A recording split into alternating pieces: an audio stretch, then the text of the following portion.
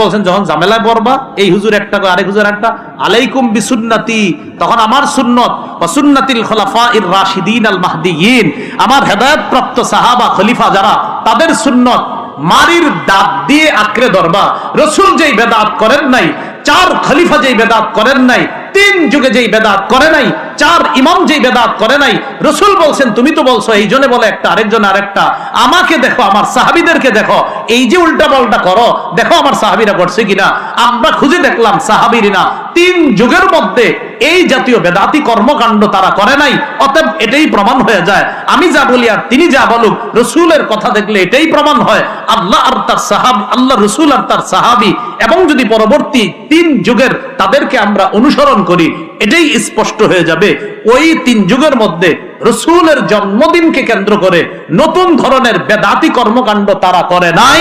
অতএব আমরাও করব না।